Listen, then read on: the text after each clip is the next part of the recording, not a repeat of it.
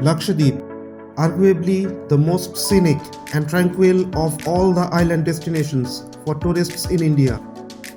It is the crown jewel that PM Modi had silently projected as the cheaper domestic alternative to the Maldives. It was on my wish list ever since, and in January 2026, I managed to make it happen.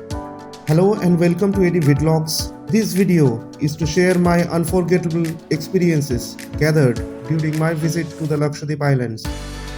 So do watch the entire video till its end to get the necessary details for planning a trip to the islands. My journey began with a flight from Bengaluru.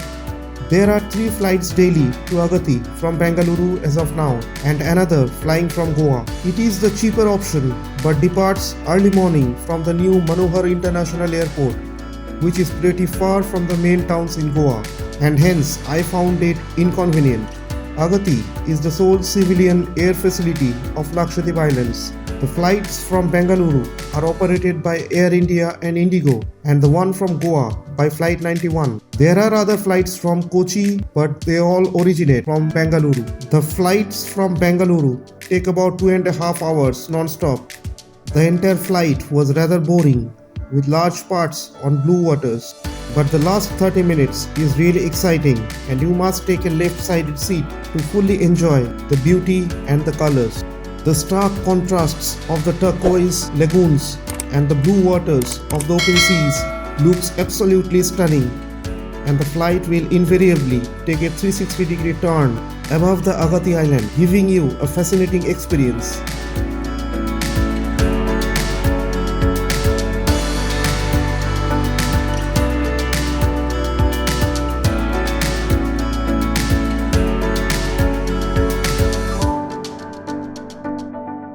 The final run to touchdown will have your heart pumping fast in excitement to set your feet on the island.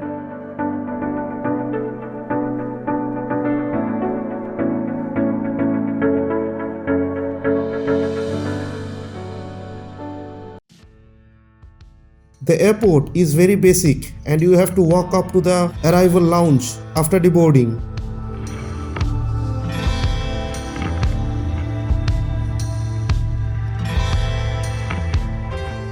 With a flight load of passengers, mostly tourists, gathering to finish their permit-related formalities, you shall struggle to even find a seat, but that is a very minor issue, not worth any complaint. It took me about 45 minutes to get the job done and exit the airport and get my tour started on a vehicle provided by my tour operator. In this context, it is important to mention that it is almost impossible to visit Lakshadweep without a tour operator. You just cannot pack your bags and land up in Lakshadweep. You have to show an entry permit at the airport, get it registered, and to obtain the permit, you need a reference letter of an inhabitant of the island. The islands here are mostly long, narrow stretches of land, barely a couple of kilometers wide at its widest, with 1 or 2 arterial roads traversing the length and breadth of the islands. The locals live along the road, and the resorts are located nearer to the water. From the airport, I reached the eastern jetty to board a speed vessel to Kavaratti, my home for 2 days.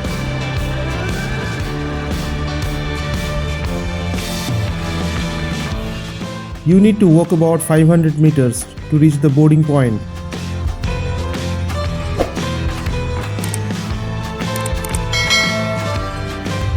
And this was my ride to Kavaratti, a 2.5 hours ride. The boarding procedure was strange. You have to first board small boats and then get transferred to the main vessel. There are 6 such vessels, I learned, which perform duties between the various islands of the archipelago.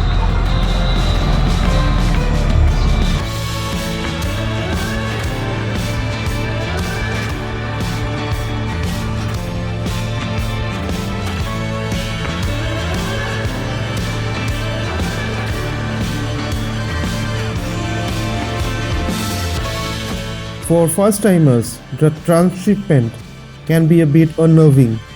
Inside the vessel, it was large and spacious but packed up with passengers, being the solitary mode of transport.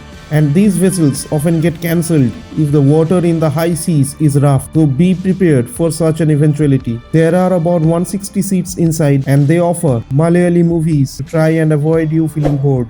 It took about 30 minutes after boarding to set sail. It was pretty fast as well. My eye estimate tells me a cruising speed of about 80 to 100 kilometers land speed equivalent. After 2.5 hours, I was at Kavaratti waiting to deboard.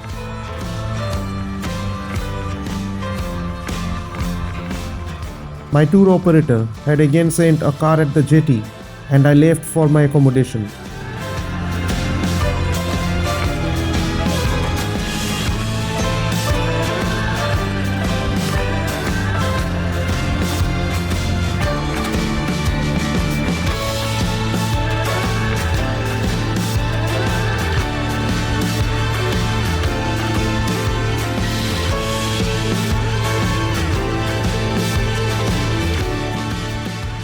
Enter Kavaratti, the capital town of the Union Territory of Lakshadweep.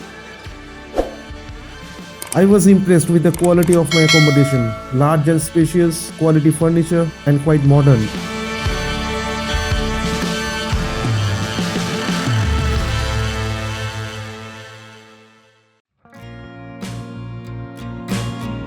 Next morning, I set out to explore the Kavaratti Island.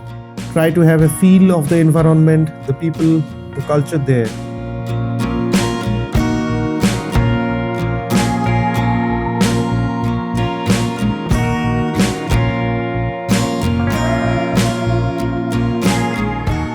This is the vacation residence of the President of India.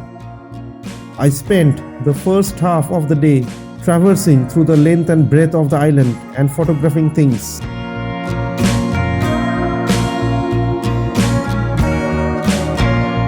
It was difficult to take my eyes off, even for a moment, away from the dazzling scenes in front of me.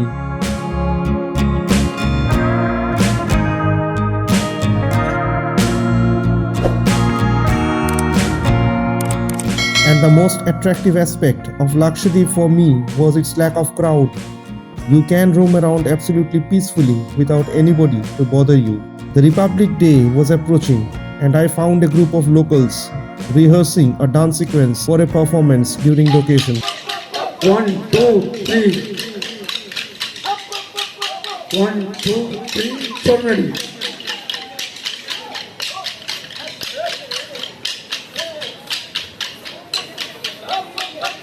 Po. Turn ready. Duratal goleta.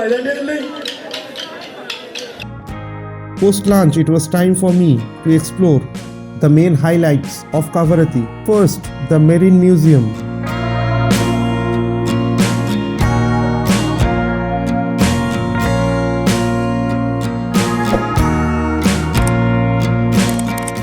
It is a large collection of aquatic items like conches, shells, etc. of various sizes and shapes.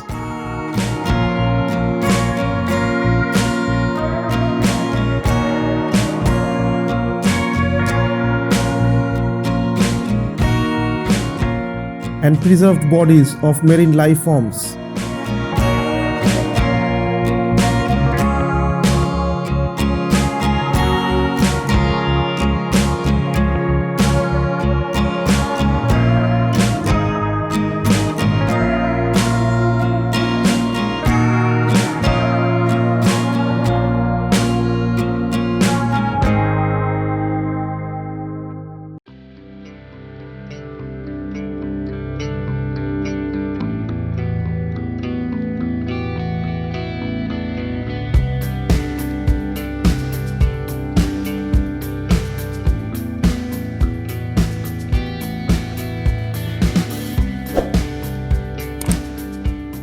And the star attraction is the preserved skeleton of a fully grown sperm whale, some 30 feet long. There is an entry fee applicable for visiting this facility.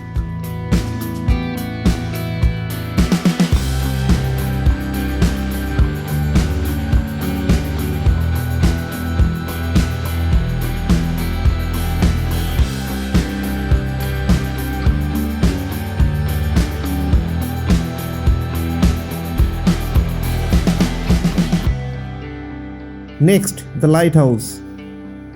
This remains open for tourists between 3 p.m. and 5 p.m. and there are entry fees and camera charges applicable.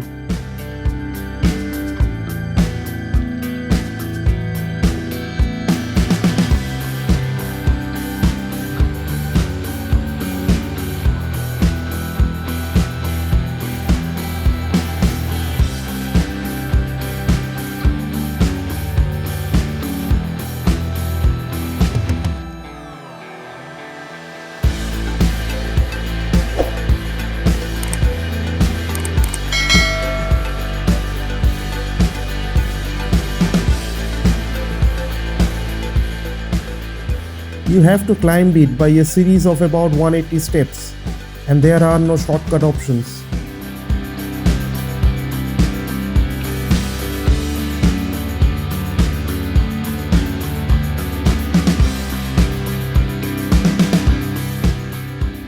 At the top, you get splendid views of the vast expanse like this.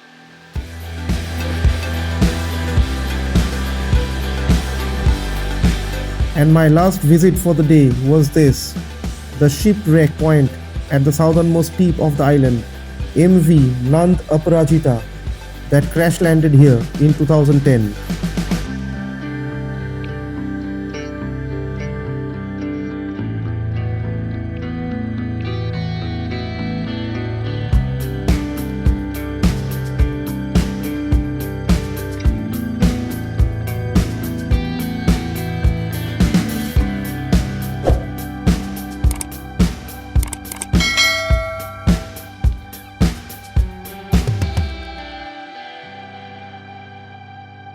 I ended my day with a kayaking session included in my package.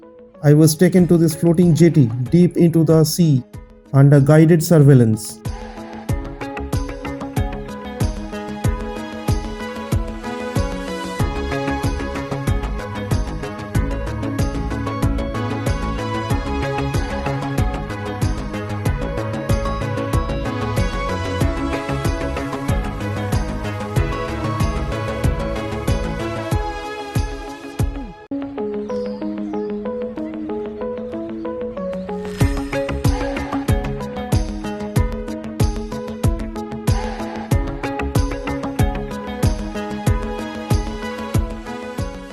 After my Kavarati sojourn on day 3, I reached the Kavarati jetty at 5:30 in the morning.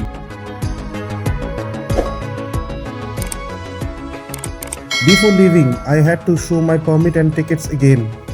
This is a common practice at almost every entry and exit points of the islands of Lakshadweep.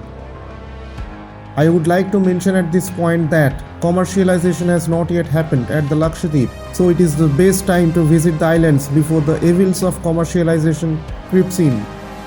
The local people mind their own business but are very eager to help if you approach them.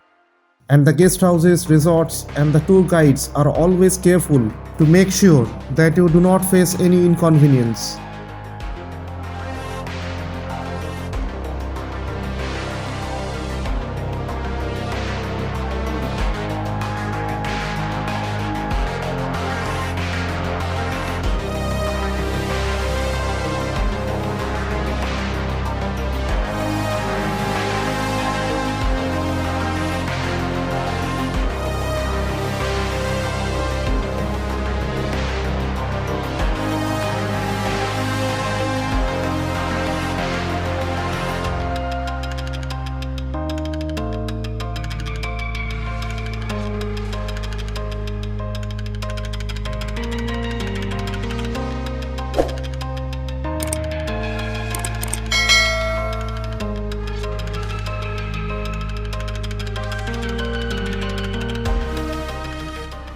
The early morning ride on the vessel facilitated a nice and comfortable sleep.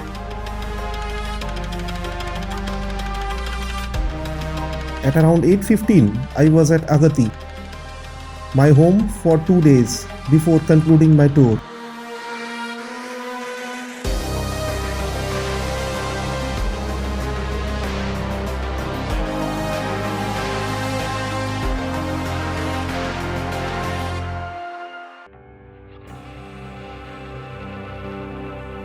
Initially, I put up at this facility called the Turtle Nest Resort. After a bit of freshening up, I went on a boat ride for dolphin watching. The original plan was to visit the Thinakara and Bangaram Islands, but because of the visit of some parliamentary committee, the islands were closed for general tourists. So my tour operator arranged for this alternative activity. It was a shared trip with 10 persons on the boat.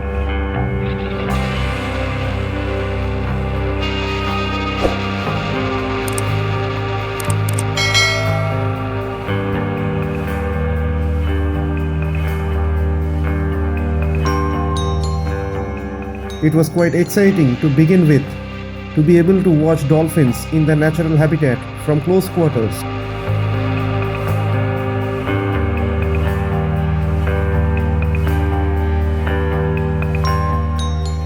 We were told that we would actually be very close to the Thinakara and Bangaram Islands.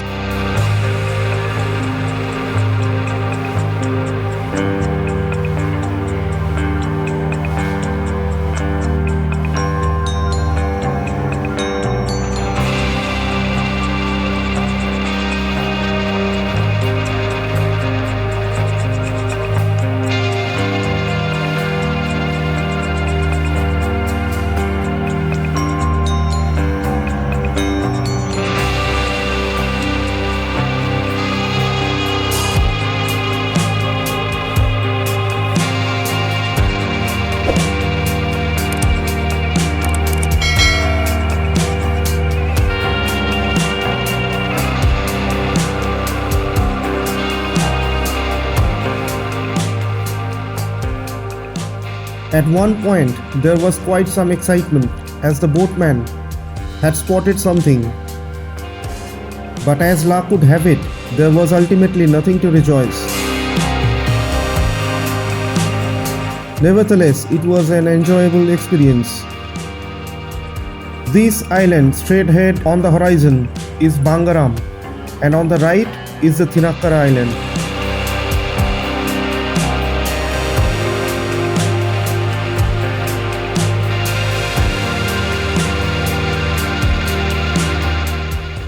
We had our lunch on the boat, after which it was time for some water activities, snorkeling or scuba diving. You can choose one or both. I went for the scuba dive. With only 2 persons on the boat choosing scuba, my turn was at the last.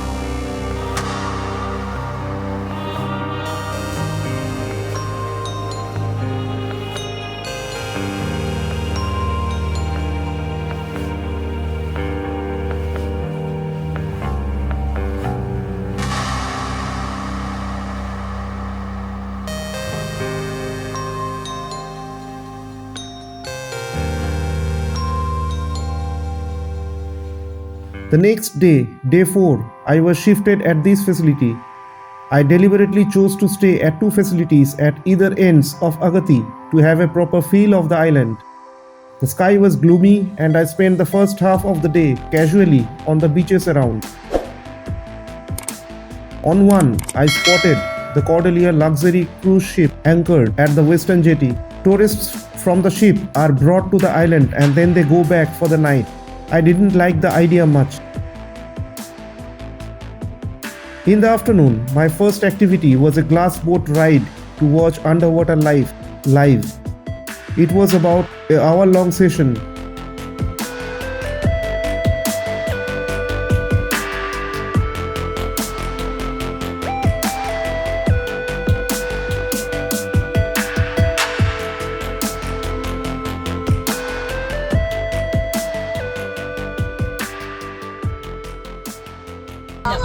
And this was the most beautiful thing I came across.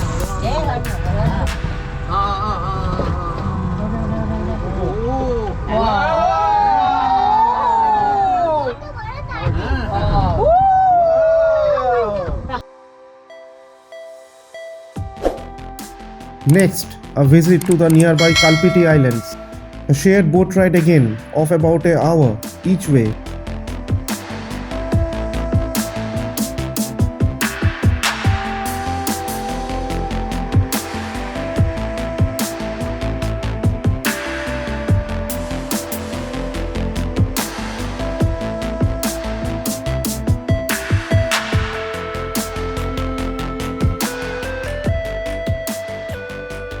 Behind this shoreline here is the Agatti airport.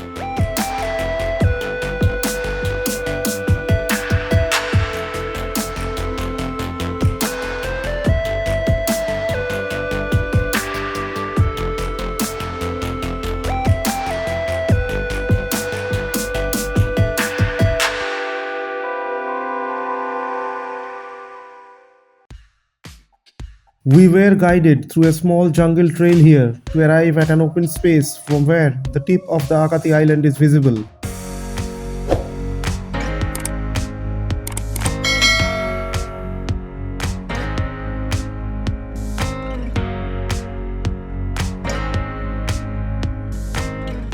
There is also this territorial marking claiming the island as an Indian territory.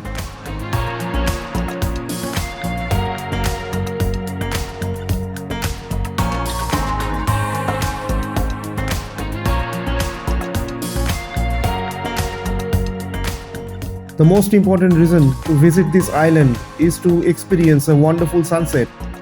But we were hurried off onto the boat before the sun could completely set and it got dark. And this marked the end of my tour. 4 days and 4 nights in the Lakshadweep Islands, 2 at Kavaratti and 2 at Agatti. If you have watched the entire video this far and want to have more guidance on planning a trip to Lakshadweep, let me tell you that I shall soon come up with another video providing every minute details on the topic. So do watch it when I upload it shortly.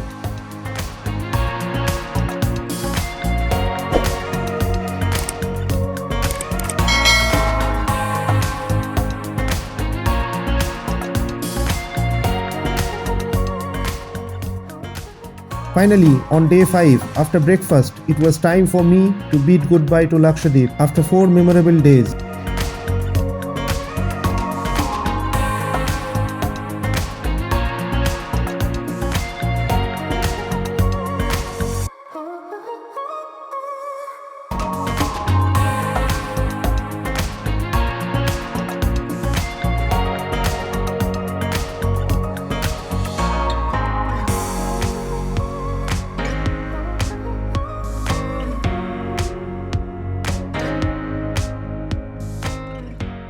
With the Republic Day around the corner, I found the airport beautifully decorated.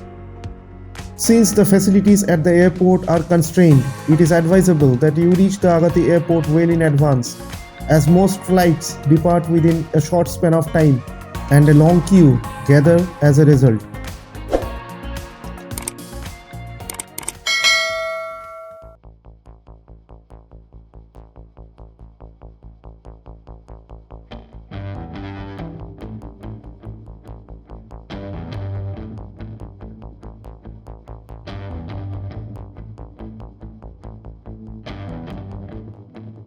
So I hope you enjoyed the video and found it helpful. If you did, do share it with your friends and family and click on the like button. And if you are not already subscribed, please do subscribe for more such videos and hit the bell icon to get notified every time I upload a new video. So see you in my next video on Lakshadweep Travel Guide. Thanks for watching.